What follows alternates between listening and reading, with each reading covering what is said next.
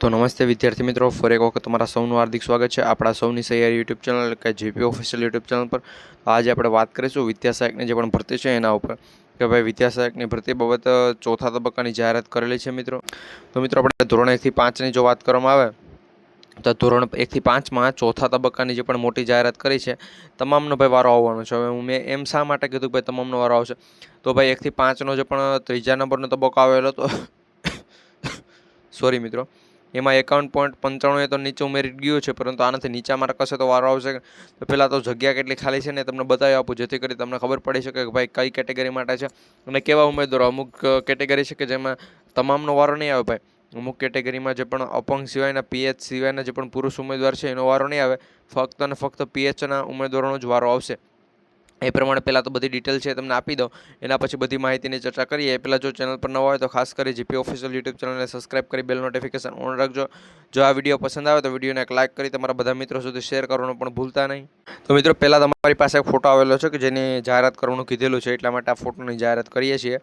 તો મિત્રો અહીંયા તારીખ આપેલી છે, અહીંયા તમે જોઈ શકતા છો કે આ તારીખ આપેલી છે. અહીંયા તો કે 8 તારીખ અને 9 તારીખના દિવસે 2 દિવસ માટે ત્રીજો તબક્કો છે યોજાયેલો. તો ત્રીજા રાઉન્ડમાં કેટલી ખાલી જગ્યા છે પણ એ તમારી સામે છે. મેં તમને કીધું છે કે ભાઈ એસસીબીસી કેટેગરીની લગભગ બીજો ત્રીજો એ પ્રમાણે તબક્કા નહીં આવે તો નથી આવેલા ભાઈ. ત્રીજો ચોથો તબક્કો તો આવવાનો જ નથી એસસીબીસીનો. ઓપન કેટેગરી માટે આવશે. હવે કેટલી જગ્યા બાકી છે, શું છે શું નથી, સંપૂર્ણ માહિતીની ચર્ચા કરીશું. અને જો મિત્રો તમારે જે પણ જિલ્લાવાર કેટલી જગ્યાઓ ખાલી હોય છે મિત્રો,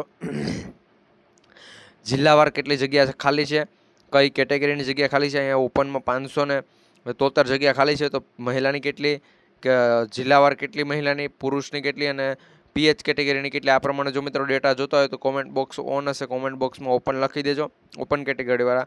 અને જેની જે કેટેગરી હોય ને મિત્રો એને જે જોતું હોય, જો કોઈ એસસીનો હોય તો એને એસસી લખવાનું છે, એસટીનો હોય તો એસટી લખવાનું છે. મિત્રો એસસીની 10 કોમેન્ટ, એસટીની 10 અથવા ઓપનવાળાની 10 થશે એટલે મિત્રો એનો વિડીયો આવી જશે. તો ખાસ કરી લખવાનું ભૂલતા નહીં. મિત્રો 8 તારીખના દિવસે કેટલા ઉમેદવારો આવેલા હતા એ છે 9 તારીખ. અને મિત્રો આ ત્રીજો રાઉન્ડ છે એમાં કેટલી ખાલી જગ્યા છે અને ચોથા રાઉન્ડમાં મિત્રો કેટલી જગ્યા આવવાની છે એની પહેલાં હું વાત કરી લઉં. તો એ મિત્રો દિવસના અંતે છે 8 તારીખના દિવસે કેટલી જગ્યા કુલ જગ્યા હતી એ તમે અહીંયા જોઈ શકતા છો. જેમ કે 622 જગ્યામાં મિત્રો કેટલી ભરાયેલી છે, કેટલી એમાં તો મિત્રો એસસીબીસીમાં તો એક પણ છે જ નહીં, તો તમને પણ ખબર છે. પીએચમાં મિત્રો પસંદ થયેલી છે 0 જગ્યા છે. અને શું કહેવાય કે આપણે એસટી કેટેગરીમાં જેટલી જગ્યા ખાલી હતી મિત્રો ઓલમોસ્ટ 70% જગ્યા ભરાઈ ગઈ. હવે ખાલી 58 જગ્યાઓ છે અને ઈડબ્લ્યુએસમાં પણ 23 જગ્યાઓ છે કે જે ફક્ત અને ફક્ત પીએચ કેટેગરીની છે. હવે મિત્રો અહીંયા તમે જોઈ શકતા હશો કે કુલ જગ્યા હતી 949, જેમાંથી 292 જગ્યા ભરાઈ ગઈ છે અને 657 જગ્યાઓ છે કે જે ખાલી છે.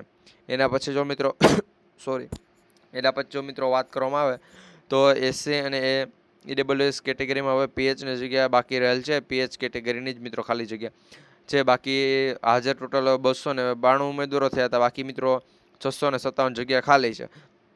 તો અહીંયા મિત્રો જો હું તમને જણાવું તો પીએચ કેટેગરી કેમાં નથી ભાઈ, એસસી અને એસટીમાં પીએચ કેટેગરી, ઈડબ્લ્યુએસમાં પીએચ કેટેગરીના જ છે.